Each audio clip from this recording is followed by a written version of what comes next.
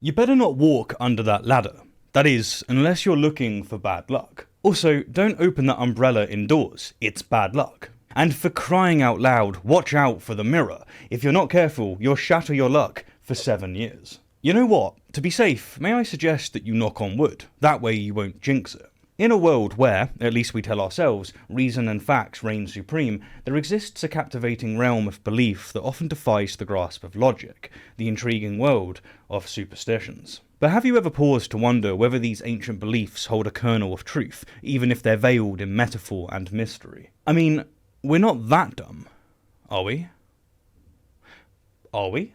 Take, for instance, the pervasive yet erroneous belief that porcupines can hurl their quills at predators. Yes, this isn't quite a superstition, but it's close. Bear with me. It's a myth that gets us to act in a certain way. Now, while porcupines don't actually throw their quills, and thus this belief does not align with reality, it nevertheless urges us to maintain a safe distance from these prickly creatures, whose barbed quills can cause serious injury, infection, and even death. Put bluntly, this false belief increases our chances of surviving, and that's why evolution might favour it. Don't worry, I'm going to tie this all back into superstition, I assure you. This concept of metaphorical truth, as coined by evolutionary biologist Brett Weinstein, shines a light on how erroneous beliefs like the porcupine myth can nestle themselves into our collective psyche, serving as a protective function that resonates throughout the ages. A metaphorical truth is a belief that, while not scientifically accurate, harbours a kernel of wisdom that, when heeded, increases our chances of survival and well-being. To give another quick example, before the germ theory of disease, people subscribed to the notion of miasma, the belief that diseases spread through bad air. While this belief is not scientifically accurate, it encouraged people to avoid populated cities with foul odours, which inadvertently curbs the transmission of diseases. So, the belief, the superstition almost, was factually incorrect, and yet it feels almost inaccurate to call it false, since it nevertheless led to its implicit goal of promoting survival. Now, as far as I'm convinced, metaphorical truth is the cornerstone of many superstitious and religious beliefs, and what I want to do here is peer through its lens at our most common superstitions. Can we unearth the hidden rationale, if any, behind the fears of the number 13, or our reluctance to open an umbrella indoors? Might there be evolutionary underpinnings behind the superstitions surrounding black cats or the ritual of knocking on wood for good fortune? Well, let's find out.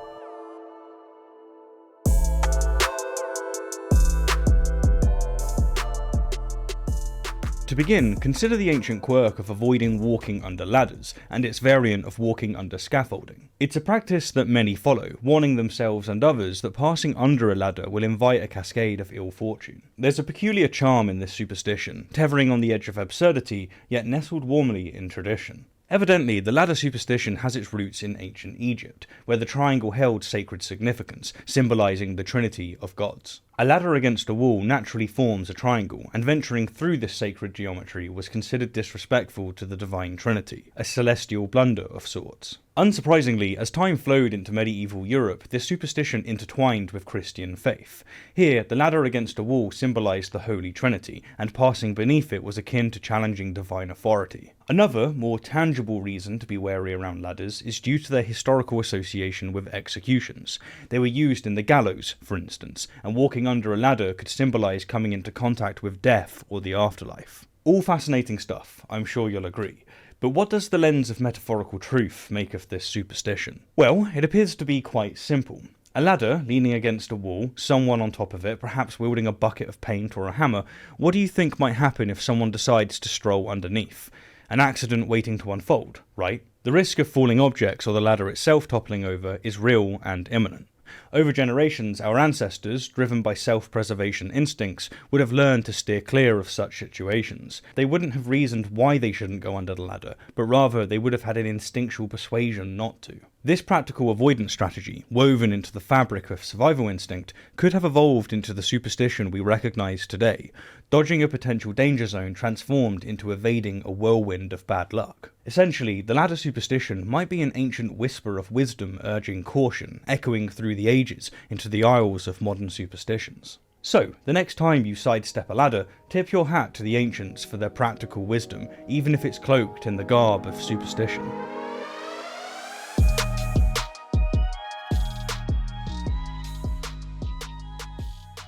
Next up, let's break some mirrors. This superstition whispers that breaking a mirror ushers in a 7-year-long day with misfortune. Yep, one crack in that silvery facade and presto, you've booked an extended stay in the gloomy mansion of bad luck. To understand the origin of this superstition, we've got to rewind the clock to an era when reflections held an air of mysticism, in which mirrors reflected the soul. In ancient times, mirrors were believed to have the power to confiscate part of the user's soul, and the rationale behind this belief stemmed from the notion that, since the mirror encapsulates our physical visage, it also encapsulates semblance of our very soul. Hence, people feared that a fragmented reflection would fragment the soul and thus alter the breaker's fate. But why 7 years? Well, this blew my mind, as the ancient Romans often have. The Romans broadly believed that the soul renews itself every 7 years. Because of this, they reasoned that breaking a mirror would lead to 7 years bad luck, as it took that long for the soul to renew itself. Since then, we've learned that most cells in our body do indeed renew themselves, and it can be said, if we're feeling particularly generous, that an average of 7 years is a fair punt. Fast forwarding to medieval times, people believed that mirrors were tools of the divine, providing a reflection of one's health and future, which they kind of do, and breaking a mirror was seen as upsetting the masters above and bringing misfortune. Now, let's veer away from the mystique and tread the pragmatic path. Mirrors, especially in days of old, had a lofty price tag, with their breakage spelling a serious financial setback. Depending on the time, material used and artisan commissioned, mirrors had a value of roughly a high-end mobile phone today. So one's bad luck might well be as simple as owning the person who owned the now shattered mirror a hefty chunk of coins. Furthermore, the splintered shards posed an imminent threat, carrying the possibility of infection and disease. Our ancestors, not ones to embrace injury or financial loss, would have wisely treated mirrors with delicate care, and this superstition reinforces this. Now, add a dash of human inclination for detecting patterns, and a narrative begins to take form. Avoid breaking mirrors, avoid misfortune. This straightforward avoidance behaviour may have gradually snowballed over the centuries into the formidable superstition that now graces us. But what of the association with good health and fortune? Well, I think that this one is pretty simple. When we're aware of what we look like, we tend to take better care of ourselves, and in turn, reduce our rate of infections and diseases. In this sense, mirrors really do improve our health, and along with it, our fortune. So, when we peel back the layers of time and superstition, what emerges is a narrative as pragmatic as it is poetic. The mirror, a silent source of our reflections, also mirrors a story of human caution, transformed into a mystical belief. The next time you handle a mirror, then, remember it's not merely glass and silver, but a relic of ancient wisdom wrapped in a cloak of caution, sprinkled handsomely with celestial drama.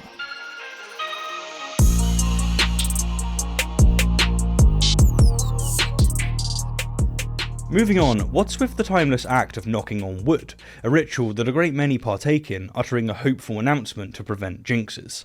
No one wants bad luck, do they? It's a quaint yet comforting gesture, like whispering a small prayer to the universe to keep the ill tides at bay. It turns out that this superstition is extremely old. When ancient pagans roamed the verdant lands, they revered trees as the homes of spirits and divine entities. The act of knocking on wood was akin to seeking an audience with these mystical spirits, either to garner their blessings or to shoo away mischievous mystical other entities. As time trotted on, this leafy lore nestled itself within various cultures. In medieval Europe, for instance, the devout would knock on wooden crucifixes for protection and favour, a gesture of faith intertwining with ancient pagan customs. Another, though less common belief, is that knocking on wood is a humble acknowledgement that one's good fortune could change. In this sense, it's more of an expression of gratitude. Putting on our goggles of metaphorical truth, it's easy to see why knocking on wood is a superstition. To name just a few benefits, the act of knocking on wood could serve as a tactile way to assess the quality and condition of the wood, which reflects the broader environment's health and stability. Soft and rotting wood indicates unfavourable conditions and the presence of pests and diseases. In historical settings, where resources are crucial and environmental awareness is a matter of survival, being able to quickly assess the quality of wood, even subconsciously, would be a very significant thing. Another benefit of knocking on wood is that we can assess its density, integrity and stability for various uses like construction, carving or fuel. Over time, this simple action could have become a routine gesture among people involved in woodwork or related trades. In this sense, knocking on wood is educational. The practice fosters a direct sensory engagement with the environment that permits our survival, which enhances our understanding and appreciation of natural resources. To be clear, the superstitious wouldn't have, and still don't, recognise that they're assessing their environment. Instead, they register this information subconsciously, which goes to explain why their rationale is saturated with spiritual and mystical propositions. Remember, evolution doesn't need them to understand why they're doing this, it just needs them to do it. And as for knocking on wood to thank the universe, this too has a huge evolutionary advantage. It's an act of humility, which effectively warns against arrogance and overconfidence, which can both very easily lead to an early expiration date. Given all this, the next time you knock on wood, know that you're not just partaking in a quaint ritual, but echoing a melody of human resilience and hope that has resonated throughout the ages.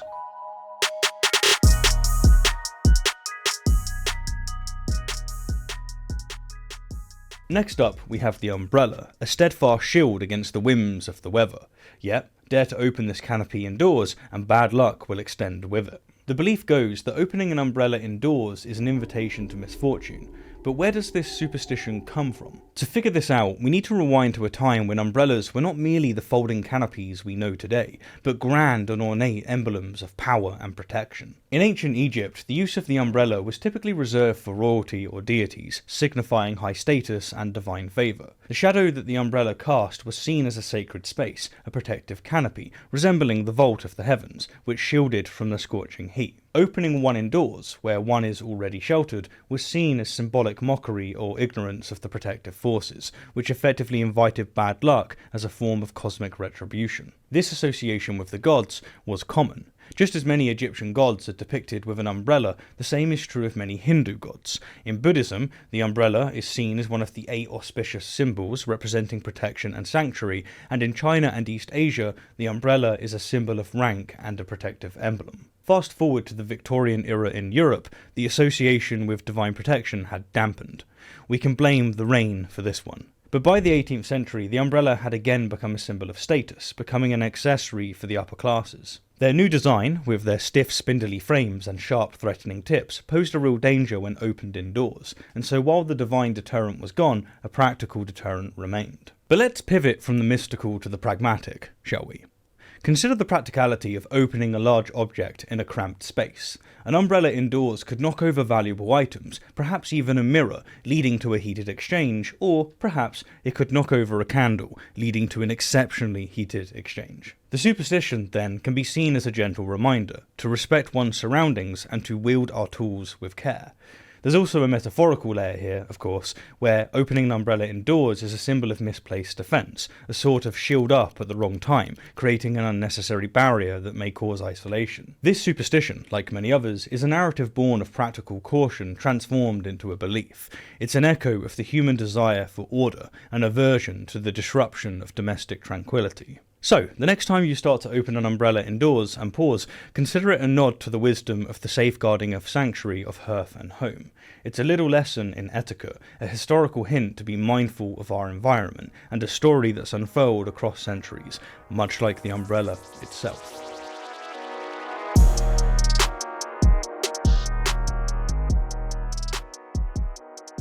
As we emerge from the labyrinth of lore, what we discover is a narrative not merely of whimsical superstitions, but of human endeavour to make sense of the complex tapestry of existence. Through the veil of mysticism, what peaks is a tale of survival, a tale of caution, a tale of seeking control of the vast theatre of uncertainty that is life. Just as birds intuitively know to fly in groups, and turtles simply know the direction of the sea, we simply know how to navigate our environment. But knowledge, in this case, doesn't really mean knowledge. We don't know these things because of logic, reason, and evidence.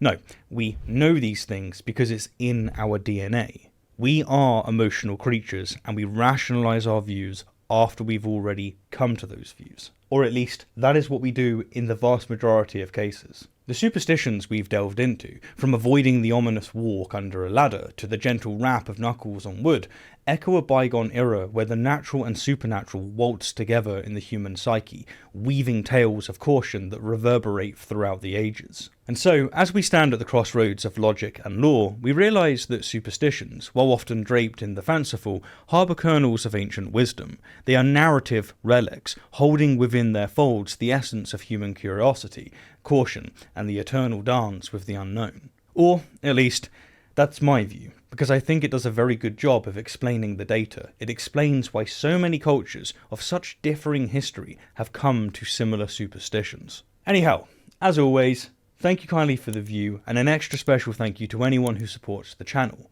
Without you, videos like this simply wouldn't exist. Thanks.